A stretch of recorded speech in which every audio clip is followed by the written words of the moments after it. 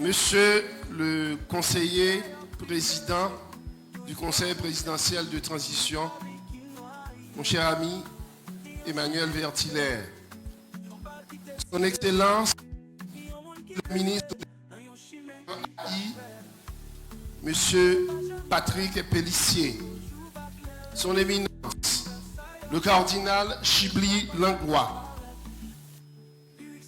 Son Excellence l'archevêque Gontran Descostes, mes seigneurs les évêques de la conférence épiscopale d'Haïti ici présents, révérends pères, diacres, religieuses et religieux, mesdames et messieurs les représentants des pouvoirs publics, monsieur le président du conseil électoral provisoire, madame la mairesse de la ville de Jérémie, Silmata Pierre, monsieur le délégué départemental, mesdames et messieurs de la famille éprouvée de Monseigneur Willy Romélus, particulièrement mon ancien collègue, président de l'Assemblée nationale, le docteur Fourel Célestin, accompagné de sa femme, docteur Hubert Paul, toute la famille. Chers compatriotes, au nom du Conseil présidentiel de transition, au nom du président,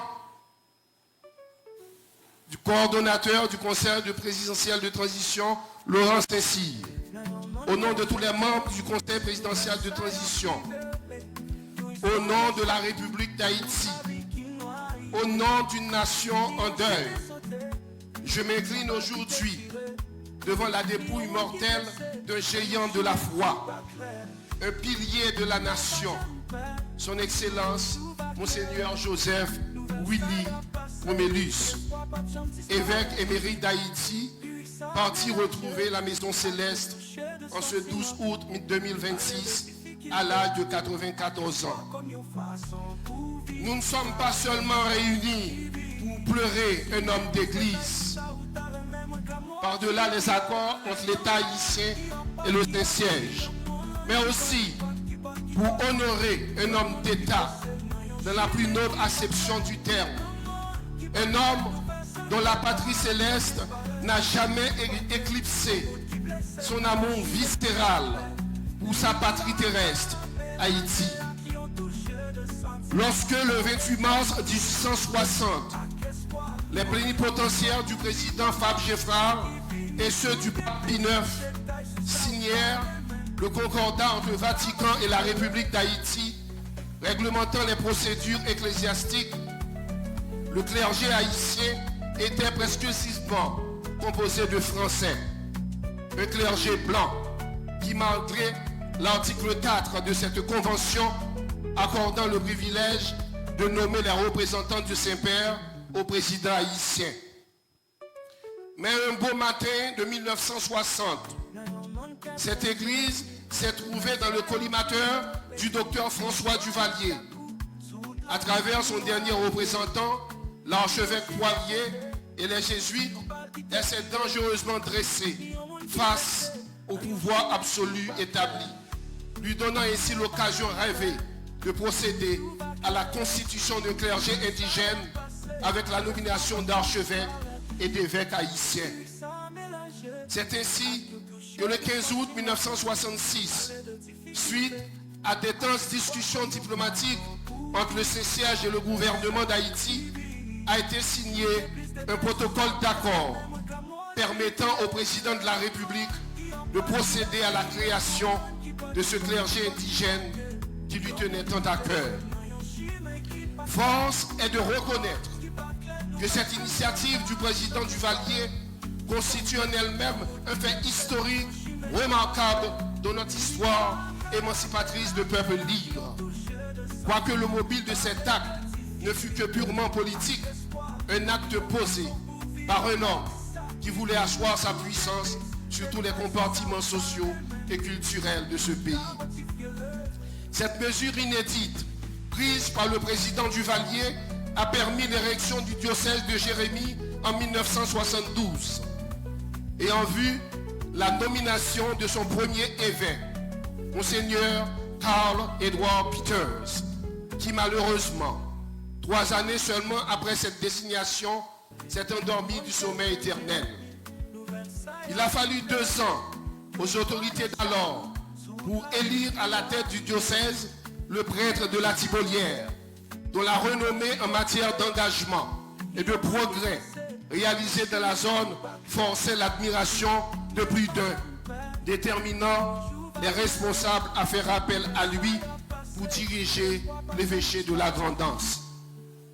Le 26 avril 1977, le prêtre Willy Romélus est choisi par le pape Paul VI et le gouvernement haïtien pour remplacer le défunt évêque Peters.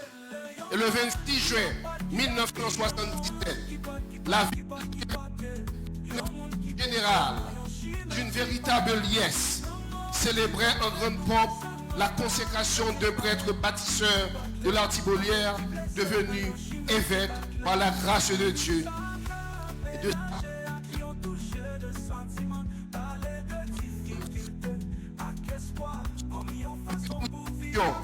que jalousement gardait dans sa bibliothèque mon feu père, maître Gérard Gilles, traduisait la conviction profonde d'un homme pétri d'humanisme, croyant en une église catholique activement et concrètement engagée dans un processus d'action préférentielle pour les pauvres.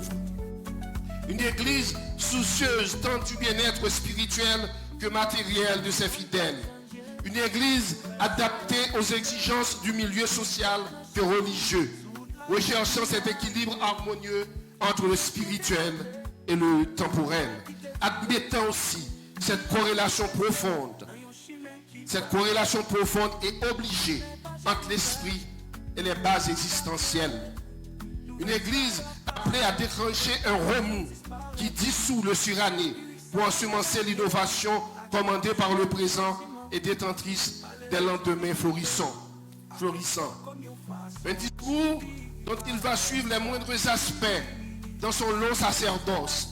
D'ailleurs, la vie du prêtre de la Thibolière était en conformité avec cette vision sociale, humaine et progressiste du nouvel évêque Romélus. Savourons-en un extrait. La prédication dont parle le Christ est parole, exemple et action. Proclamer la parole se révèle aujourd'hui et n'apporterait pas le changement désiré si l'apôtre n'appuyait pas ses dires des faits concrets. Ceci étant en effet plus apte que cela pour la transformation recherchée. Prêcher l'évangile donc, ce n'est plus parler d'un Dieu abstrait.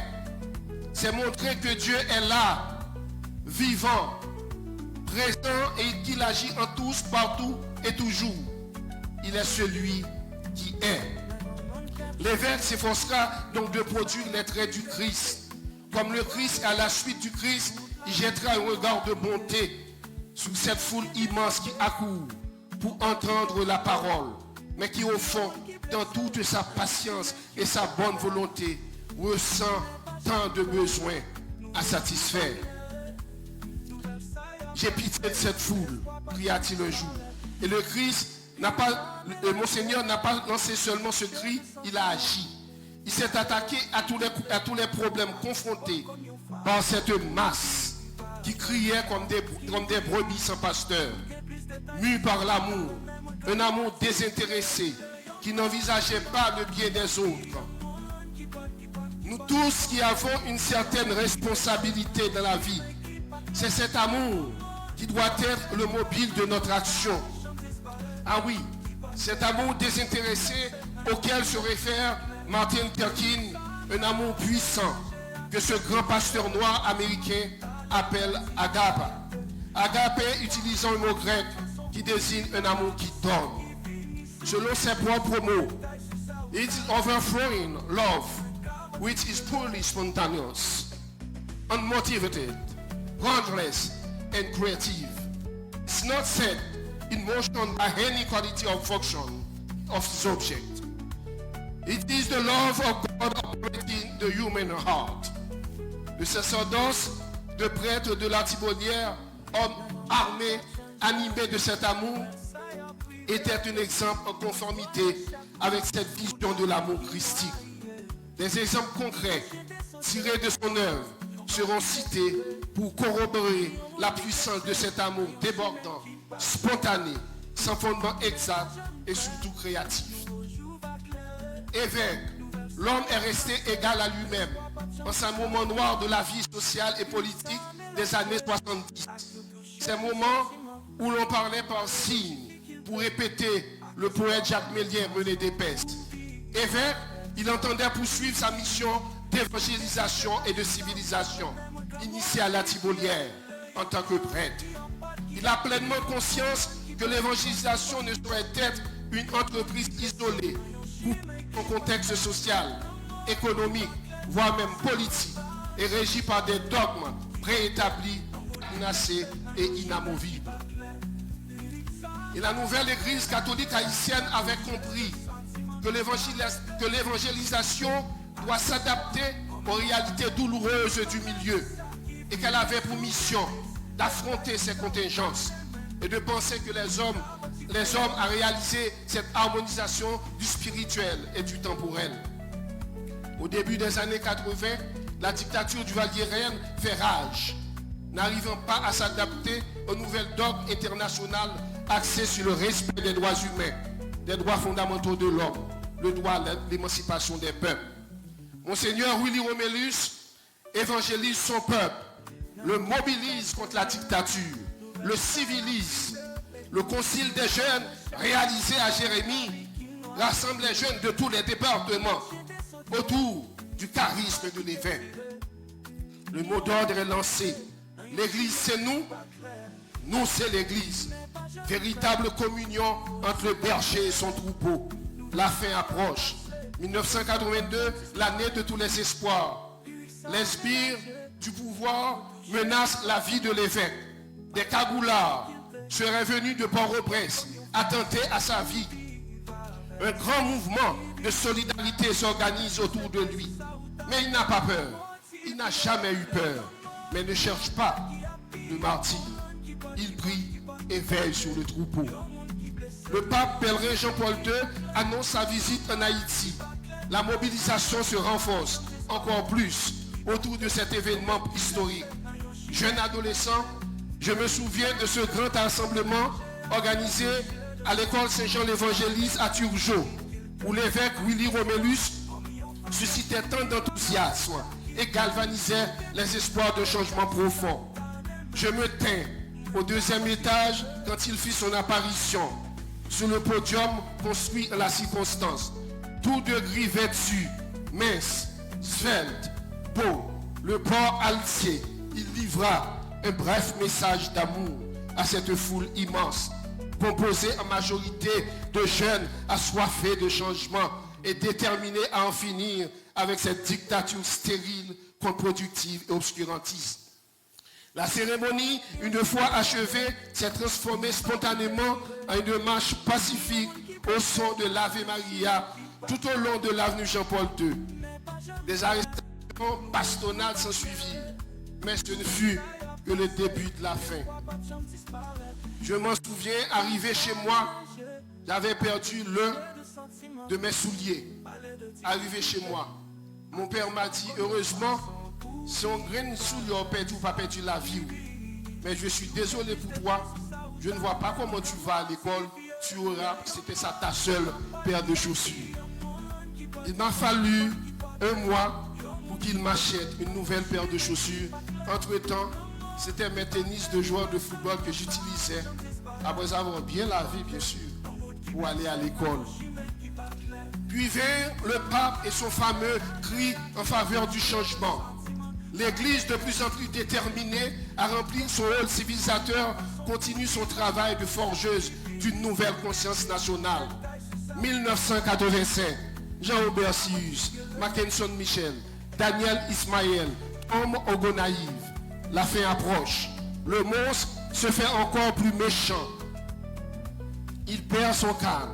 Monseigneur Willy Romélus n'hésite pas à traverser Port-au-Prince pour se rendre aux funérailles de ses jeunes.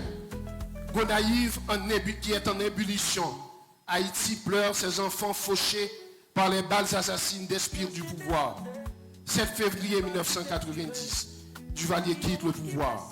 L'Église est reconnue comme le véritable fer de lance de ce mouvement libérateur. Mais l'Église s'est arrêtée en route. La hiérarchie catholique prend peur et se rétracte face à la dimension de travail qui l'attend de conduire le troupeau vers la terre promise. Mais Monseigneur Willy Romélus, lui, continue son travail d'émancipation. Un véritable mouvement précurseur qui portera le peuple au pouvoir le 16 décembre 1990. Le père Jean-Bertrand Aristide accède à la magistrature suprême. Alors, l'évêque Courage, Willy Romélus, de concert avec plusieurs autres prélats engagés. Le 30 septembre 1991, 7 mois seulement après cet acte souverain et démocratique, les démons du passé ont ressurgi pour noyer dans le sang cet espoir suscité par l'accession à la présidence d'un représentant légitime du peuple. Alors, l'évêque Courage, avec plusieurs autres prélats engagés, condamne ce coup d'État et résiste de son évêché, Stizabrouette Jérémie. Des religieux et laïcs s'en trouveront menacés et même assassinés. Mais il ne lâchera pas, à l'image de ce peuple d'Haïti, Kiskeya Uboyo, fier, rebelle, résilient, résistant, comme l'a si bien dit la mairesse Mata Pierre. 1991-1994, 3 années de grande résistance. L'évêque organise cette résistance à l'oppression. Mes chers amis, la disparition de Monseigneur Romélus laisse un vide immense, un vide dans le cœur des cathédrales, mais surtout un vide dans le cœur de la cité, car son ministère ne s'est jamais cantonné au seul sanctuaire. Il a fait de la place publique et des sentiers les plus reculés de notre pays son véritable diocèse. Comme l'a si bien dit Monseigneur Descostes dans son intervention, la montée descend, montée monde, descend monde, pour lier le temporel et le spirituel. Une alliance forgée dans l'accompagnement, la consolation et souvent dans la prophétie et le courage. Monseigneur Romélus fut une conscience, la conscience souvent rugueuse, toujours lucide, toujours jamais complaisante, d'un pays en lutte avec ses propres démons, comme nous sommes en train de le vivre. Dans les moments de grande obscurité, quand le découragement guettait, sa voix s'élevait. Une voix qui n'avait pas besoin de hausser le ton pour parler, car elle était chargée d'une autorité morale que seul un engagement sans faille peut conférer. En 2004, cette même voix s'est élevée pour condamner encore une fois le départ encore une fois forcé à l'exil du président Jean-Bertrand Aristide, élu légitimement, mais victime encore de nos errements qui aboutissent jusqu'à aujourd'hui à cette grande instabilité politique et même à la mort d'un président encore fils du peuple. J'en profite de l'occasion pour encore présenter toutes mes félicitations à titre posthume au président Jovenel Moïse qui a doté la ville de cette belle route sortant de l'aérogare pour arriver jusqu'ici. C'est un respect que nous devons à ceux qui ont fait. Monseigneur Willy Romélus fut aussi l'évêque bâtisseur, le progressiste, le visionnaire. Au nom de cet amour créatif, il a parcouru l'Europe et l'Amérique à la recherche de soutien, de solidarité, de financement, afin de trouver des solutions aux problèmes de la population de la Grande Anse. Il fonda la Thibaulière, l'école Notre-Dame du Perpétuel Secours, l'école rurale de la Thibaulière, remise à l'éducation nationale et qui porte aujourd'hui son nom. Il fonda le collège Alexandre Dumas, en hommage au grand écrivain français d'origine jérémienne. Il y a construit aussi un dispensaire ainsi qu'un magasin communautaire. Nombreuses sont ses réalisations dans la zone. Aujourd'hui, la Thibaulière est devenue un haut lieu de pèlerinage, faisant la fierté de nos croyants chrétiens jérémiens. En effet, malgré les adversités rencontrées sur son chemin épiscopal, malgré les incompréhensions de toutes sortes, de concert avec les jeunes du département, il fonda le PRED, projet régional d'éducation pour le développement du diocèse de Jérémie, qui a abouti à la construction des écoles primaires et secondaires, une école d'infirmiers et d'infirmières dont j'ai eu l'honneur d'y dispenser des cours de sémiologie médicale durant ma résidence au service social. Une faculté de droit nous a été dotée aussi par son engagement. Une faculté de droit qui produit chaque année des juristes brillants qui font honneur à ce constat reconnu par plus d'un que la grandance est le grenier de l'intelligentsia haïtienne, pour ne pas froisser le sénateur Prince. La reconnaissance des jeunes de Jérémie entre prélats pour la reconnaissance des jeunes de Jérémie envers le prélat pour la construction du complexe socio-culturel, communément appelé foyer culturel, est à mettre en exergue. Mais pour nous tous, de la grandance, et surtout à Jérémie, notre plus bel objet de fierté allait être, doit être, et sera la cathédrale Notre-Dame, la médaille miraculeuse, qui devrait être l'une des plus belles des Caraïbes, dont l'achèvement se fait atteindre. Un prêtre du diocèse de Jérémie m'a appelé pour me faire comprendre. Il ne manque que 4 millions de dollars pour l'achèvement de la cathédrale miraculeuse. Malheureusement, j'ai déjà pris des dispositions avec le ministre des Finances pour que nous octroyions une ligne budgétaire à la reconstruction de la cathédrale Saint-Louis de Jérémie, à laquelle tous nous sommes aussi attachés. Mais